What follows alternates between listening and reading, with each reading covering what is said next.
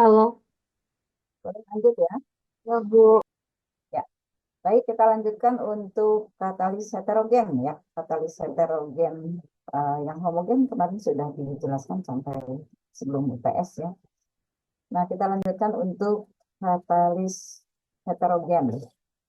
Jadi bedanya dengan katalis homogen, bedanya antara reaktan dengan katalis berbeda fase.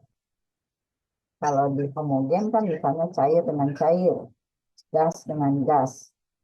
Reaktan cair, katalisnya cair. Reaktannya gas, katalisnya juga gas. Nah, pola kerjanya sama ya. Prinsip kerja atau mekanisme tahapan katalisisnya sama. Nah, sekarang bagaimana kalau dengan eh, katalis yang berbeda fase antara reaktan dengan katalis?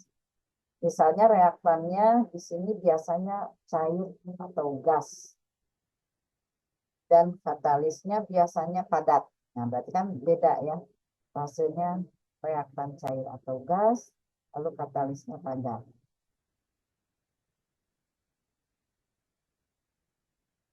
Prosesnya di sini cukup kompleks ya, atau bahkan dikatakan sangat kompleks ya. Nah, ada reaksi yang terjadi perpanjangan rantai.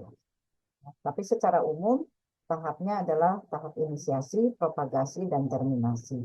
Seperti itu. Biasanya katalis-katalis tersebut terdiri dari jumlah komponen utama pada bahan pendukung inert. Nah, ini aluminium oksida atau silika ya. Terus ada juga platina, nikel itu dijadikan sebagai katalis. Bentuknya seperti apa sih katalisnya tersebut? Bisa berbentuk silindris, bola, acak ya. Keadaan wujudnya bisa serbuk gitu ya. Kalau padat sih jarang ya.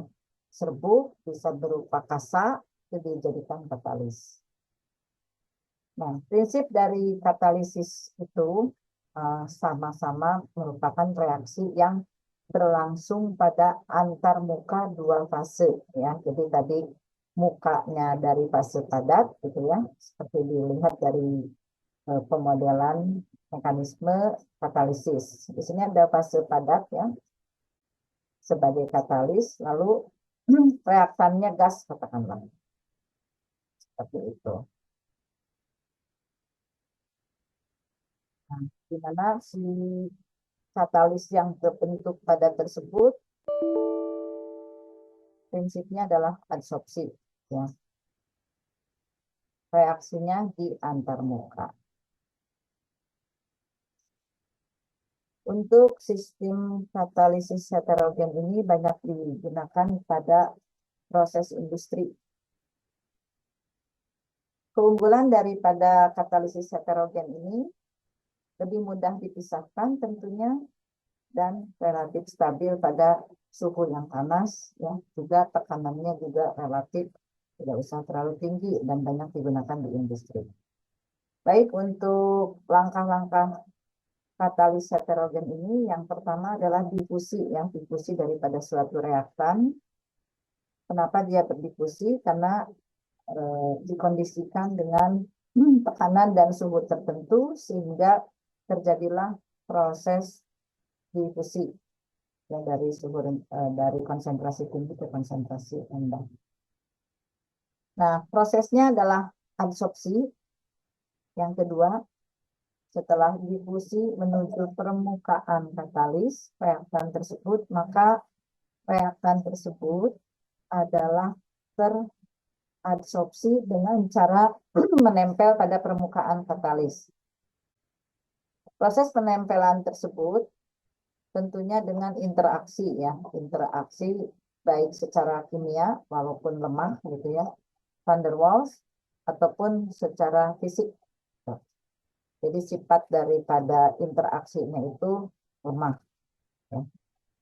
Nah, setelah menempel dari reaktan yang eh,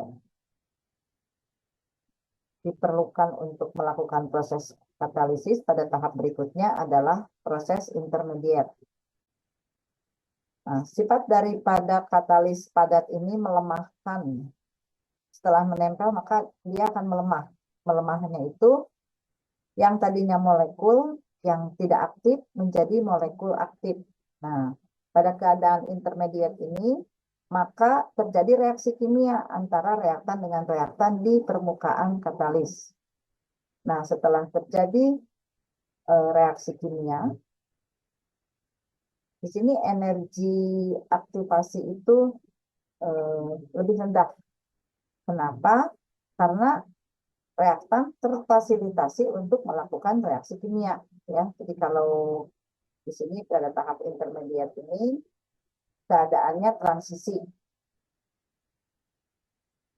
Keadaan transisi tersebut molekulnya sangat aktif dan untuk bertumbukan dengan molekul lain tentunya dengan sama-sama memberikan sumbangan elektron. Jadi distribusi elektronnya mengikuti ikatan kimia misalnya seperti kovalen, apa ionik gitu ya. Jadi untuk proses intermediate ini disesuaikan dengan ketetapan dari ikatan kimia seperti itu. Selanjutnya setelah dianggap stabil walaupun masih menempel, artinya dia masih membenahi diri, pengkondisian menjadi molekul yang sesuai diharapkan dia sebagai produk. Nah, kalau misalnya sudah stabil dan tidak aktif lagi, maka prosesnya adalah difusi ya. Jadi ini tidak adsorb tetapi lebih ke difusi. Jadi produk itu terdifusi dan kalau memang gas ya dia menjadi meninggalkan permukaan katalis.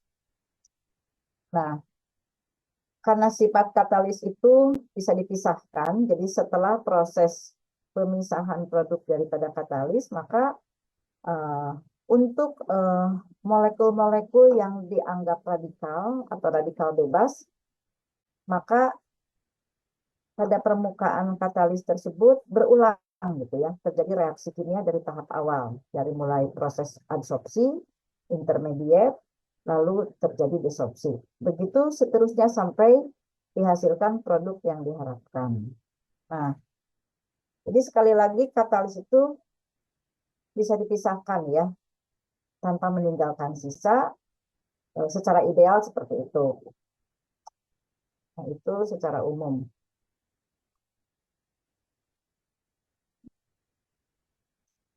Nah, untuk gambar yang ditampilkan di dalam PPT ini ada proses adsorpsi, lalu reaksi kimia dan desorpsi. Ya, ini secara umum ada 3 tahap.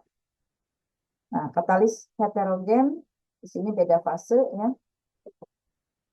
Ini ciri-cirinya, fasenya berbeda. Yang satu ini katakanlah gas atau cair, dan di sini bisa padat. Reaksi yang terjadi seperti apa? Reaksi yang terjadi setelah proses adsorpsi, maka terjadi reaksi kimia di permukaan katalis. Ya.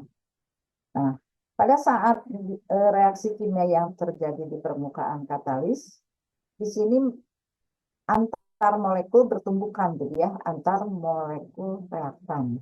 Nah, peran katalis di sini mempertemukan mereka gitu ya, mempertemukan molekul-molekul yang tadinya sama-sama radikal, molekul aktif untuk bisa bertumbukan mengikuti reaksi kimia pada umumnya.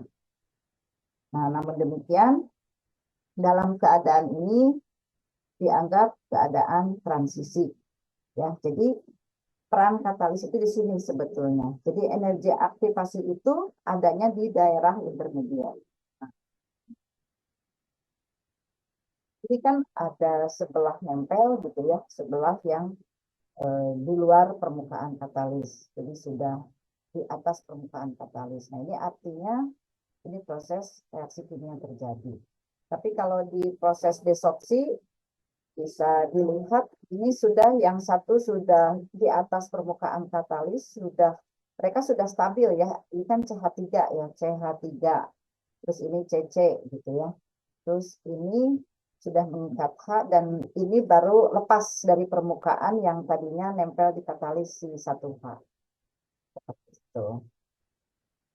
Maka ini prosesnya desorpsi. Tapi kalau di proses adsorpsi, siapa yang mungkin gitu ya nempel atau teradsorb di permukaan katalis? Yang pertama hidrogen. Hidrogen itu kan tadinya H2 ya, karena di alam tuh tidak mungkin hidrogen itu sendiri, tapi bentuknya adalah dui atom atau molekul H2.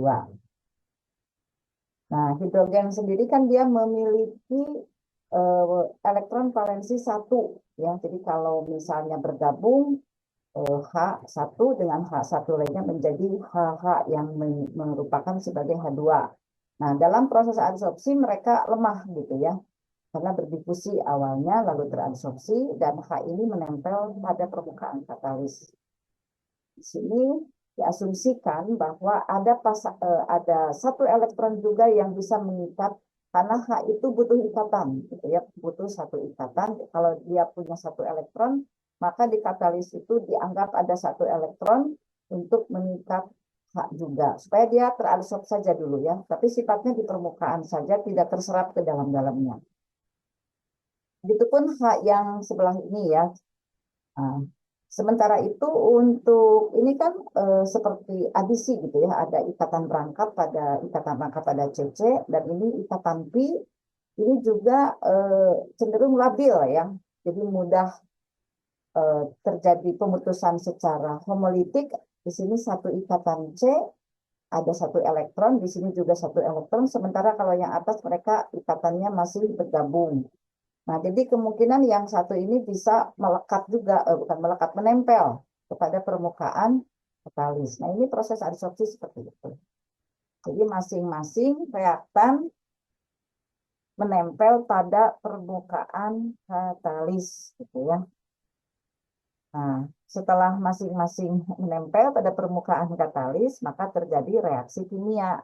Jadi di sini mereka fokus bukan dengan katalis lagi, tetapi mereka harus bertumbukan secara efektif antara C dengan H gitu ya.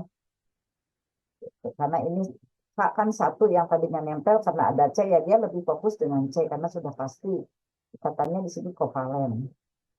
Tuh. Nah, tapi ini masing-masing sebelah sini dulu gitu ya. Setelah itu baru di bagian yang sebelah kanan. Nah, ini adalah proses katalisnya itu di sini, katalisisnya itu di sini. Ini mekanismenya seperti itu. Nah, setelah mereka stabil baru terjadi proses desorpsi. Nah, ini langkah-langkah penting dalam reaksi katalisis ini adalah di senyawa antara ya, senyawa antara itu ini. Karena energi aktivasi yang sering saya tampilkan dalam gambar hubungan antara energi potensial dengan progres reaksi ya ini di energi aktivasi rendah itu di sini. Gitu. Karena prinsipnya reaksi kimia terbentuk difasilitasi oleh katalis. Tapi kalau di alam, kalau tanpa katalis apakah terbentuk? Ya terbentuk, tapi lama gitu ya. Lama, belum harus ada pengkondisian suhu, mereka bisa tergabung gitu, bisa terjadi tumbukan. Tapi kalau ada katalis, maka reaksi kimia terjadi difasilitasi oleh katalis. Jadi proses yang pertama difusi ya, tadi difusi, setelah difusi baru adsorpsi, lalu pembentukan senyawa antara dan desorpsi. Difusi adalah tiada lain si reaktan bergerak menuju permukaan katalis, menempel, tadi sudah dijelaskan, dan mereka siap berlangsung untuk melakukan reaksi kimia ya setelah difusi, setelah absorpsi gitu ya. Nah, ini titik-titik tertentu tadi sudah saya sampaikan gitu ya, ada titik-titik tertentu bagian mana sebetulnya mereka tuh menempel gitu ya. Jadi tidak sembarangan menempel, ada persyaratan-persyaratan khusus suatu atom ataupun molekul pada saat dia bisa menempel dengan beda fasa. Selanjutnya ini senyawa antara ini yang menentukan proses katalisis. Di mana dalam pembentukan senyawa antara ini antara putus dengan nyambung gitu ya. Jadi dia harus ikatannya harus utuh, tapi dia masih nempel gitu ya. Nah, ini perlu pelepasan dari semua komponen atom yang masih menempel di permukaan katalis, mereka harus betul-betul lepas, gitu ya. Nah, ini kalau sudah stabil baru terjadi desoksi yang dikatakan produk, ya produk yang diharapkan. Nah, senyawa antara bisa dikatakan juga intermediate, ya, dihasilkan di permukaan katalis sebagai bagian dari jalur reaksi. Ini reaksinya yang menentukan laju, ya, kalau dalam reaksi atau dalam kinetika yang menentukan laju reaksi itu ya di sini. Nah, kalau ini adalah tahap akhir, terbentuk produk yang diharapkan stabil lalu lepas dari permukaan katalis dan akan memberikan ruang lagi bagi reaktan baru yang akan mengikuti proses alur dari mulai difusi, adsorpsi, pembentukan senyawa antara, dan desoksi. Jadi satu siklus itu selesai, dilanjutkan oleh siklus yang lainnya. Seperti itu. Ini secara umum. Nah, beberapa katalis yang digunakan dalam kendaraan, ya, seperti ini ada rhodium, platina, tapi bentuknya kan tidak batang, ya. Ini bentuknya kan seperti kasa, ada platina rhodium, bisa modifikasi, ya, atau paduan. Ada palladium. Nah, karena kalau misalnya masing-masing seperti platina itu kan harganya sangat mahal. Jadi teknologinya dibuat sedemikian rupa, dikondisikan supaya proses oksidasi ini mungkin kalau dalam kendaraan, ya, reaksi di sini kan CO itu kan di daerah sini menuju atau dari sini mungkin, ya, CO lanjut ke proses katalisis. Di sini mekanisme yang 4 tahap tadi. Nah, di sini sudah terjadi produk CO2, bisa N2, bisa H2O juga, gitu ya. Itu. Nah ini alurnya seperti ini, ya. Ini ada kasa-kasa. Nah, ini 3 jalan ini apa proses katalisisnya. Mungkin di sini lebih ke adsorpsi, intermediate, dan desorpsi. Ini difusinya di sini. Jadi kalau misalnya ada gas buang hidrokarbon, ada karbon monoksida, ada NOx, ya, yang mencemari lingkungan. Nah, itu bisa dikondisikan dengan adanya katalis, maka mereka akan berdifusi ke sini, ya, nggak mungkin ke tempat lain, gitu. Jadi berdifusi ke sini, lalu proses katalisis berlangsung dengan baik, gitu ya, maka dihasilkan H2O dan CO2. Nah, seperti itu. Tapi kalau tidak menggunakan katalis, ini kan bertebaran, ya, akan mengganggu lingkungan.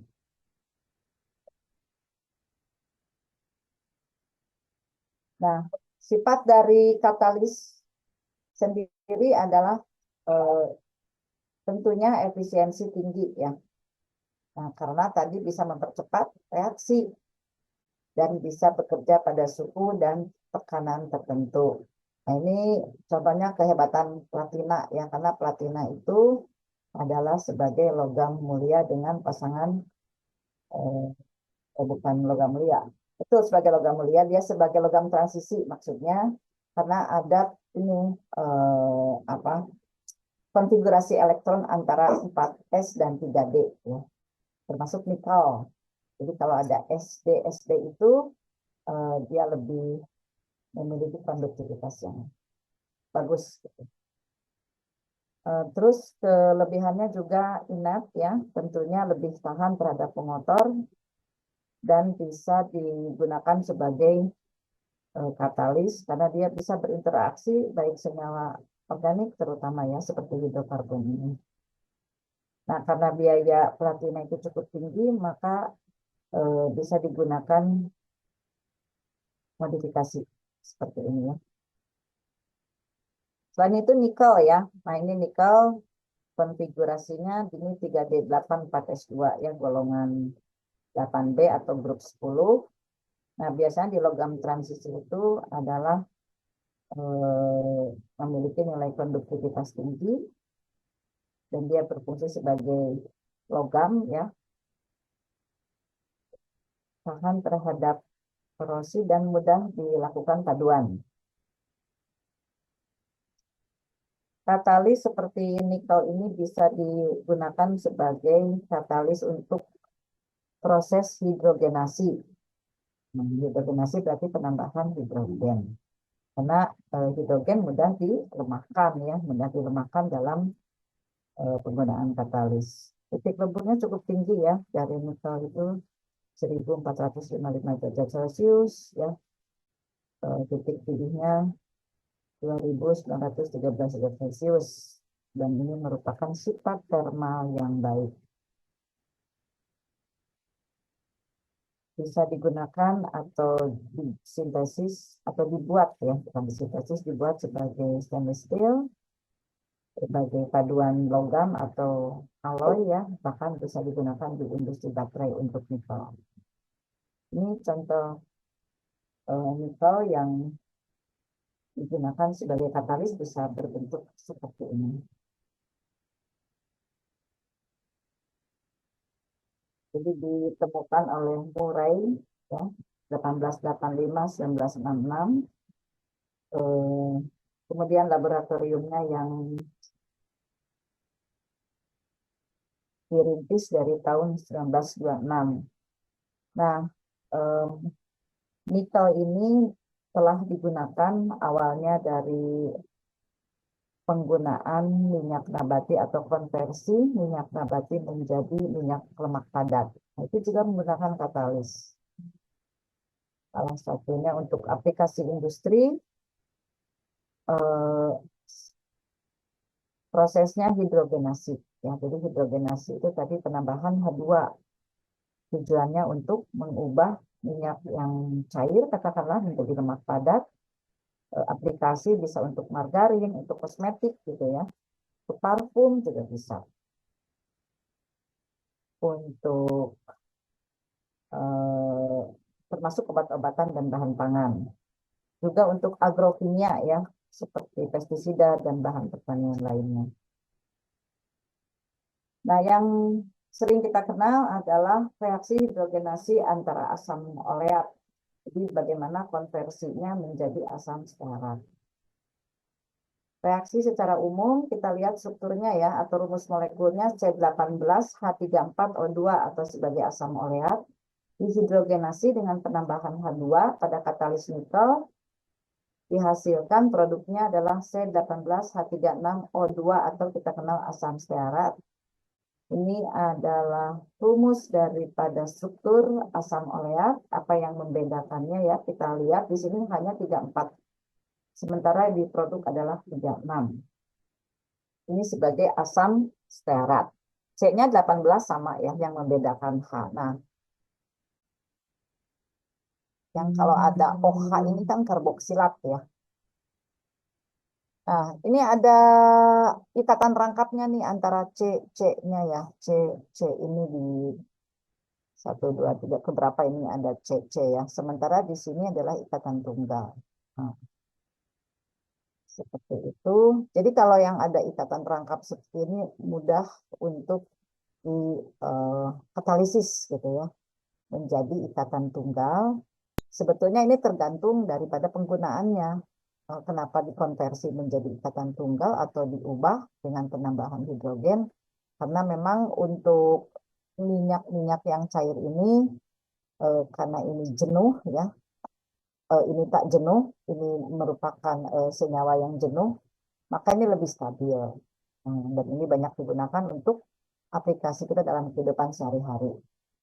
Ini bisa lihat di tabel ya, dari mulai struktur, rumus molekulnya C18H34O2. Ini asam oleat, asam stearat. Ya. Rumus strukturnya tadi sudah, ini ada ikatan rangkap, ini ikatan tunggal. Oleum itu diambil dari kata Latin artinya minyak. Kalau stearat lemak padat ya, dari bahasa Yunani atau dari istilah Yunani. Sifat alaminya cair pada suhu ruang, sementara ini padat gitu ya, seperti eh, mentega, mentega atau margarin. Ini contohnya minyak zaitun, minyak canola ya, minyak kedelai. Canola itu singkatan ya, Canada Oil. Jadi minyak-minyak dari Kanada gitu ya. Makanya ini minyak-minyak yang mahal. Terus kalau asam stearat itu diperolehnya dari lemak hewani seperti sapi, babi, domba ya, dan juga minyak nabati juga ada ya. Penggunaannya seperti ketahui ada untuk minyak goreng ya, kosmetik ya, bisa juga untuk lotion, untuk salep, biodiesel juga bisa. Menurunkan kolesterol jahat atau LDL, low density lipoprotein. Nah, ini sifat daripada asam oleat untuk kebutuhan sehari-hari. Menjaga kelembaban kulit sebagai minyak goreng sehat. Nah, lalu alternatif bahan bakar biodiesel. Perbaiki kulit ini untuk kelembaban. Bisa juga untuk produk sabun lilin ya. Jadi semua asam stearat ini eh, pasti ada komposisinya ya di standar internasional, standar SII atau SNI ya, standar nasional Indonesia atau BPOM mungkin ini harus berapa komposisi stearatnya ya, baik yang oleatnya. Ini secara umum saja bisa disampaikan bahwa masing-masing punya fungsi dan karakteristiknya. Nah, ini kalau terlalu banyak mengkonsumsi minyak tak jenuh bisa meningkatkan peradangan, gangguan metabolik juga jika tidak diimbangi dengan pola makan sehat. Ini bisa memunculkan kolesterol jahat ya kalau untuk asam stearat. Nah, ini silakan sebagai informasi tambahan. Namun demikian poin yang ingin disampaikan di tahapan mekanisme katalisis ini seperti apa yang tadinya C18H34O2 sebagai asam oleat menjadi asam stearat. Nah, katalisnya adalah nikel.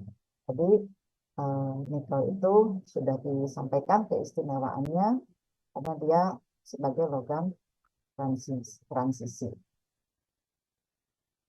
Ya, sekilas ya, hidrogenasi itu apa? Hidrogenasi itu suatu proses reaksi kimia di mana hidrogen dalam ini H2 ya ditambahkan kepada senyawa yang memiliki ikatan rangkap, biasanya ikatan rangkap atom karbon-karbon ya seperti tadi. Nah, ini dihidrogenasi gitu. Prosesnya seperti apa untuk mengubah minyak padat menjadi lemak padat? Katalisnya bisa nikel ya, karena untuk menurunkan energi aktivasi dan mempercepat laju reaksi. Lalu meningkatkan stabilitas senyawa yang dihasilkan dan mengubah sifat fisik, nah, tentunya tadinya cair menjadi lemak padat gitu. Ya, untuk fungsinya ya disesuaikan seperti yang disampaikan tadi di atas. Nah, yang penting di sini kita lihat ada ikatan rangkap ya, ikatan rangkap di asam oleat. Jadi ada satu ya ikatan rangkapnya dihidrogenasi dengan hidrogen dengan katalis nikel. Diperoleh produknya asam stearat yang tadinya C rangkap menjadi C tunggal. Ini produknya. Ya, ini nikel ya, bentuknya seperti ini atau tadi di gambar sebelumnya. Ini reaksinya bisa dilihat lagi, saya ulang-ulang ya di gambarnya. Nah, bagaimana untuk proses katalisisnya? Jadi pada prinsipnya sama tadi karena ini heterogen, ya berarti tadi cairan, cair dalam padat. Nah, proses yang terjadi tentunya ada pengkondisian antara suhu dan tekanan supaya baik H2 maupun reaktan dari si asam oleat C18H34O2 ini terdifusi dan meningkatkan laju adsorpsi di permukaan katalis nikel. Bagaimana kinerjanya? H2 atau ikatan HH tadi terputus menjadi dua atom hidrogen yang radikal. Ya, jadi ada H radikal. Lanjut beradsorpsi pada permukaan nikel dan pengkondisian suhu untuk mempercepat pemecahan atau memutuskan ikatan HH atau hidrogen H2.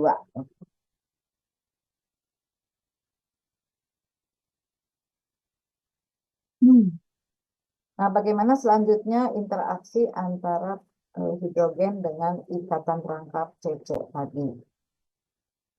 Nah, ini untuk penambahan suhu meningkatkan laju ya, laju daripada penyisipan si atom hidrogen yang radikal tadi terhadap ikatan rangkap karbon-karbon pada asam oleat ya. Sehingga dia akan membuka juga CC itu ya di permukaan katalis juga. Nah, atom hidrogen yang teradsorpsi pada permukaan katalis akan menempel pada atom karbon yang berikatan rangkap 2. Tuh. Seperti itu membentuk ikatan tunggal. Nah, jadi selalu ya kondisi reaksinya itu tekanan, suhu diperhitungkan. Yang tentunya akan fasilitasi pemecahan ikatan rangkap oleat tadi menjadi ikatan tunggal ya. Nah, oleat menjadi stearat ini 36, ini 36.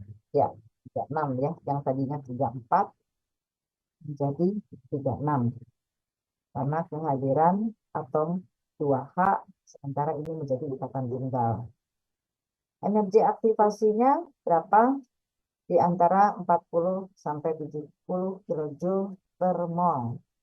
Digunakan untuk memecahkan ikatan C rangkap menjadi ikatan C tunggal.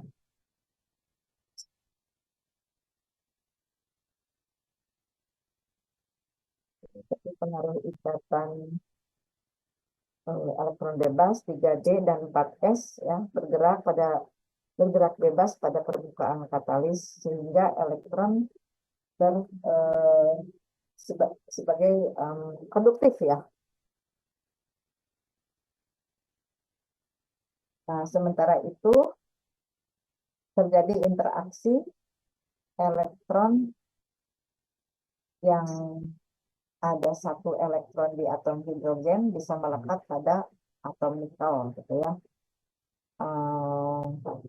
Sebetulnya ini ikatannya adalah ikatan non logam dengan non logam gitu ya.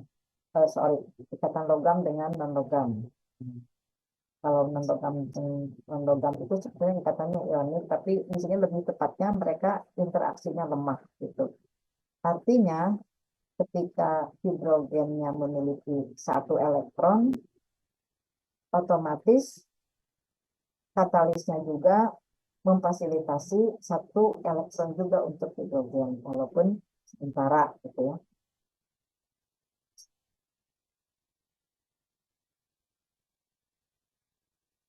Nah, proses hidrogenasi itu ternyata diawali dengan penempelan hidrogen pada permukaan katalis. Itu dan proses penempelan sekali lagi terjadi karena ada interaksi secara kimia dari distribusi elektron yang diharapkan baik untuk H maupun untuk katalis dalam hal ini nikel.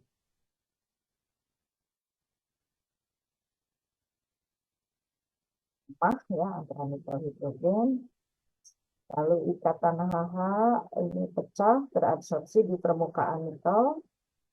Nah, di sini peran daripada energi aktivasi sudah mulai muncul ya untuk mempercepat laju reaksinya. Laju reaksi ke tahap berikutnya. Itu.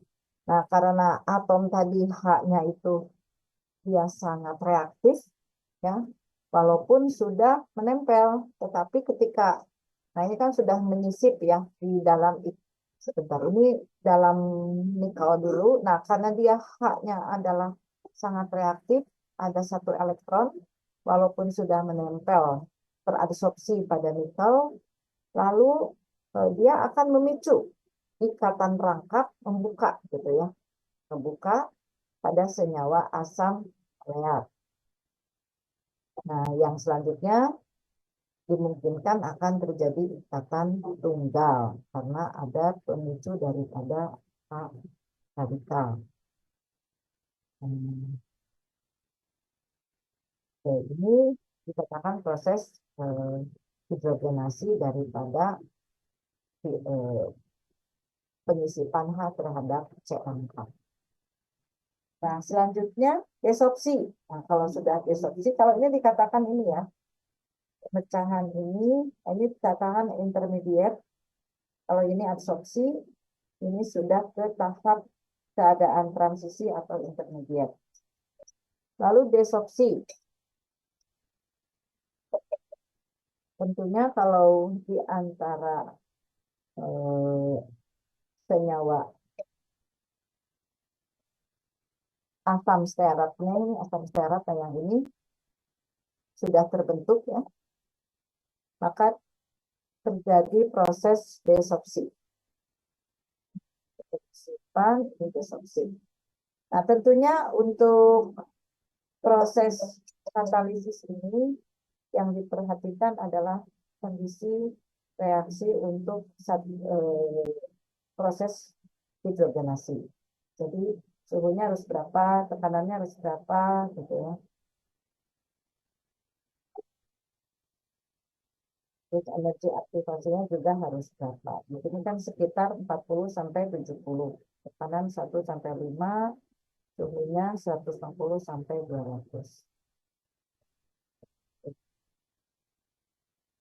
Yang ini kalau dengan energi aktivasi lebih rendah ya. Jadi kalau tanpa katalis ini pasti di atas. Jadi dengan suhu pemanasan yang keadaan alam kan nggak mungkin minyak menjadi lemak gitu. Artinya harus ada suhu yang sangat tinggi seperti ini ya. Tapi kalau misalnya di samping suhu ada tekanan, terus otomatis energi aktivasinya rendah.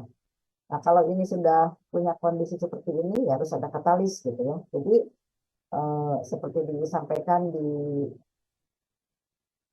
pengaruh suhu terhadap laju reaksi, pengaruh katalis gitu ya, pengaruh energi aktivasi ya, tanpa katalis dengan katalis yang sebelumnya sudah saya sampaikan, dan ini satu paket ya, tidak bisa hanya katalis saja.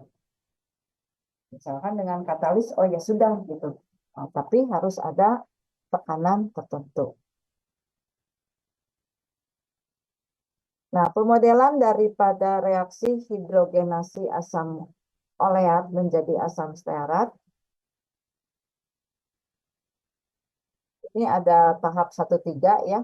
Silahkan simak lagi dari penjelasan berikutnya. Kalau kita lihat profilnya, ini adalah nikel, ini molekul etana ya, teradsorb pada nikel.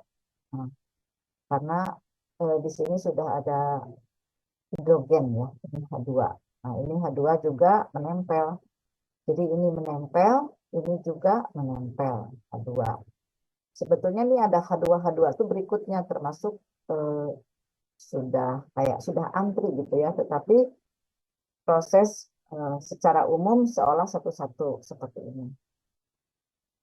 Jadi ini dianggapnya ini hidrogen H2 yang berdifusi menjadi ini, sementara ini juga nikel juga sama-sama menempel. Ini menempel, ini menempel. Ini tahap 1-3 tuh bisa saja bersamaan gitu ya, tapi pemetaan modelnya seperti ini. Selanjutnya, nah karena hidrogen sendiri reaksi dengan molekul etena ya untuk menjadi etanol. Jadi rangkap 2 menjadi rangkap 1. Tahap 1,3 ini 45 ya. Nah, ini sudah mulai terjadi sebetulnya ini daerah 1, 2, 3, 4. 3, 4 itu adalah proses keadaan transisi, ini difusi dan adsorpsi. Ini kan judulnya adsorb ya. Nah, kalau adsorb berarti ini prosesnya adsorpsi. Kalau ini mulai interaksi kimia di antara kedua reaktan tersebut, baik hidrogen maupun etena ya. Selanjutnya di sini sudah tahap keadaan transisi juga. Ini lanjut ya. Karena ini kan kayak satu-satu begitu ya, prosesnya satu-satu dulu. Setelah ini stabil, maka ini perlu lagi gitu ya. Ini is and breaks free. Nah, ini sudah selesai, sudah molekulnya sudah stabil gitu. Nah, sementara ini masih menempel. Nah, ini molekul lain yang sudah teradsorb gitu, yang sudah melekat, menempel di dalam di permukaan, bukan di dalam, di permukaan, lalu dengan CH2 ini ya, supaya menjadi CH3. Nah, ini keadaan 1, 2, 3, 4 ini adalah keadaan transisi. Sementara ini sudah meninggalkan katalis, lepas dari katalis. Dan ini adalah produk yang diharapkan. Nah, kenapa ini nempel 2 ya? Ada hidrogen yang masih menempel. Dan ini reaksinya akan balik lagi dari tahap adsorpsi, keadaan transisi, dan desorpsi.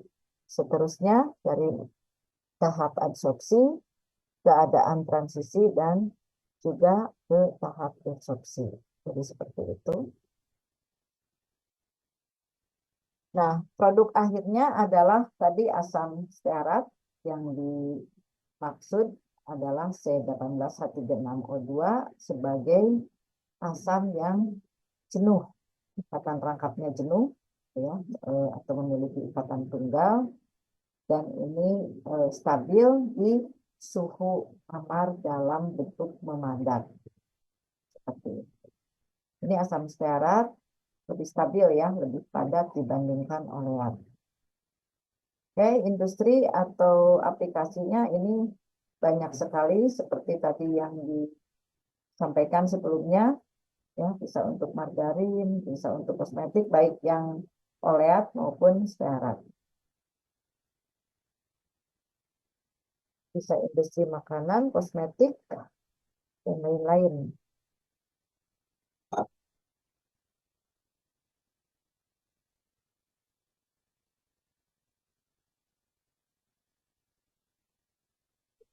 Itu yang bisa disampaikan untuk aplikasi terhadap um, hidrogenasi daripada asam oleat menjadi stearat. Ya. Bisa untuk sabun. Nah, sebetulnya dari beberapa bahan yang kita gunakan dalam kehidupan sehari-hari, ya, seperti lotion ini memang komposisi ya, yang kembali lagi ke BPOM-nya harus berapa persen gitu ya, atau WHO barangkali ya terkait dengan kesehatan, itu ke komposisi bidang-bidang farmasi ya, sepertinya kita lebih membahas terhadap mekanisme reaksi adsorpsi ini saja. Nah, seperti komposisi margarin ya, itu juga bervariasi. Nah, secara umum untuk margarin sendiri kan sumber utamanya lemak, ya, bisa dari minyak kedelai, minyak sawit, minyak bunga, matahari ya. Nah, ini dilakukan juga proses hidrogenasi. Nah, kalau misalnya bagus dengan enggak, ya itu harus dilihat lagi dari fungsinya.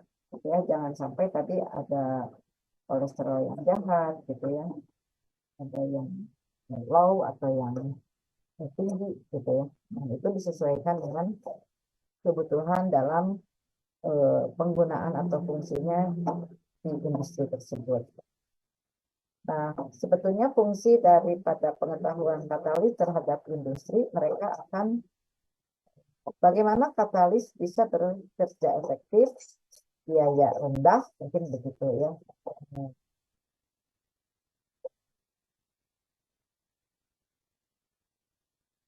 Apa bentuk katalisnya? Kita harus menggunakan katalis seperti nikel, nikel saja. Apakah memang harus dipadukan dengan yang lain? Apakah bisa bentuk oksidanya misalnya?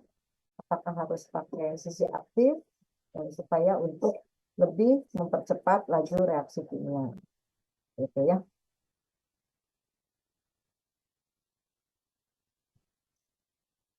Nah, tujuan dari hidrogenasi sendiri adalah supaya lebih stabil. Yang biasanya ikatan rangkap jadi ikatan yang tunggal. Kualitas produk yang tadinya minyak jadi lemak padat. Memperpanjang umur simpan lebih tahan terhadap sifat oksidasinya. Ya, jadi ada lifetime-nya yang lebih panjang. Tujuan lain adalah mengubah sifat fisik ya daripada senyawa yang dihasilkan sebagai lemak padat, termasuk ini titik leleh, kelarutan. Produksi bahan baku juga yang digunakan untuk berbagai kebutuhan sehari-hari. Baik, itu saja mungkin ya dari bisa disampaikan. Hal-hal lainnya ini minggu depan saja ya. Kalau tadi cair terhadap padat gitu ya, tapi dalam hal ini lemak ya, minyak menjadi lemak padat atau lemak cair menjadi lemak padat.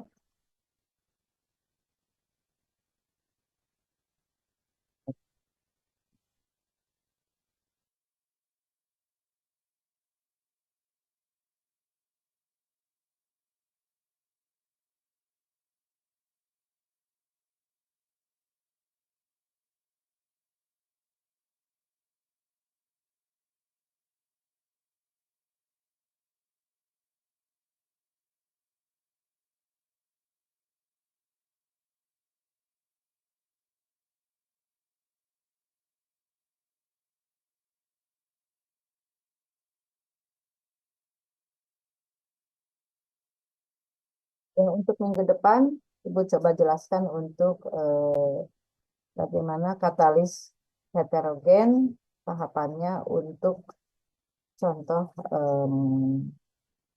reaktannya gas ya, tetapi katalis padat gitu.